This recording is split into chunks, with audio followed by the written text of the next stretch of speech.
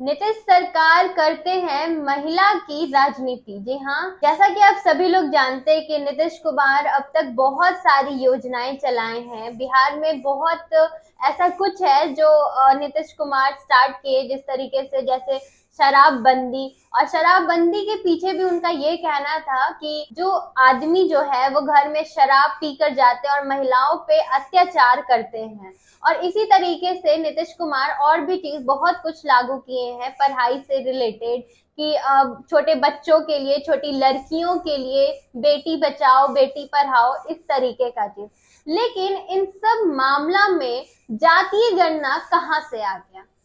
जी हाँ, एक बड़ा सवाल कि आप इतना महिलाओं के लिए इतना कुछ करते आए हैं, और तो इसके बीच जातीय गिनने का काम क्यों करने लगे? हमेशा से आप महिला के हित में आप काम करते आए हैं। जातीय गणना करना तो महिला के लिए हित में नहीं है काम, क्योंकि इससे बेटर तो आप अगर ये गिन लेते हैं कि कौन सी, कहाँ की बच्ची, किस एरिया की बच्ची कितनी पढ़ रही है, या फिर कितने बच्चों का नुकसान हो रहा है जो कि पढ़ाई नहीं कर पा रहे हैं, कहाँ पे कितनी महिलाओं के साथ अत्याचार हो रहा है, या फिर बहुत सारे एरिया में ऐसा भी जगह है जहाँ पे दुर्घटना हो रहा है और बलात्कार और छेड़ना, ये सब तो जारी ही रहता है। दिन पे दिन आप नया नया योजना तो ला रहे हैं महिला के हित के लिए, लेकिन वो लाते लाते आप ये भूल जा रहे हैं कि आप महिलाओं के लिए जो योजना ला रहे हैं उसको सिर्फ लागू नहीं करना है, उसको फॉलो भी करना है और उससे बिहार को सुधारना भी है।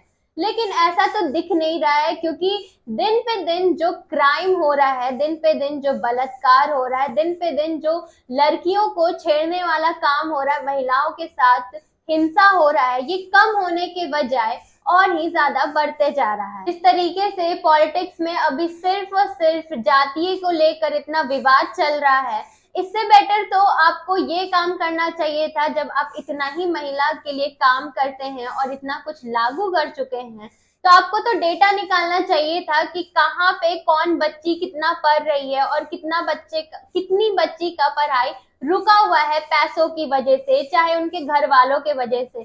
कितनी सारी अभी भी हैं जो कि बाल विवाह किए जा रहे हैं, और बाल विवाह नहीं रुक रहे हैं। कहाँ पे कितना ज्यादा अभी तक क्राइम हो रहा है। सरकार की भी नजर सिर्फ जातीय पे है। ओवरऑल जो आप इतना दावा करते हैं कि महिलाओं के लिए ये कर रहे हैं वो कर रहे हैं, घुमा फिरा के आप भी राजनीति ही खेल रहे हैं। उसमें भी आप अपना ही सिर्फ और सिर्फ फायदा ढूंढते हैं। जिस तरह से जातीय गणना का काम जोर और शोर से आप किए हैं नीतीश कुमार जी, तो आपको ये नहीं कर महिलाओं के लिए अभी, जिस तरीके से आप सुरक्षा का दावा करते हैं कि बिहार में महिला अब सुरक्षित है, लेकिन नहीं, ये काम तो नहीं हो रहा है, क्योंकि आप तो सिर्फ योजना निकाल कर छोड़ देते हैं। और रहा बात उस पर मुकम्मल रहने की बात की, जो आप बोलते हैं वो कर देते हैं, तो ऐसा तो बिल्कुल ही नहीं है। क्योंकि बिहार में अभी भी महिला सेफ नहीं है, लड़कियां अभी भी सेफ नहीं है। जहां जाती है, इवन सिर्फ रात में ही नहीं, अपने घर के गली में भी लड़कियां सेफ नहीं है।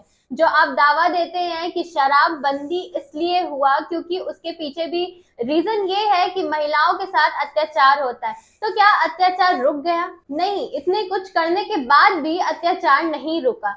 तो सरकार से एक यही अनुरोध है कि जिस तरीके से आप पॉलिटिक्स खेल रहे हैं और जातीय गणना या फिर जातीय को लेकर इतना विवाद छिड़ा हुआ है, इन सब पे ज्यादा ना ध्यान देकर आप उस चीज पे ध्यान दीजिए जो चीज आप बोलते हैं, और जो बोलते हैं उस चीज पर अमल रहिए। और महिलाओं के सुरक्षित के लिए जो आप काम करते हैं, जो योजनाएं निकालते हैं, उससे देखिए कि किस तरीके से कितना रिपोर्ट सामने आया है, कितना सुधार हुआ है। जातीय गिनना कोई महिला के हित में काम नहीं है।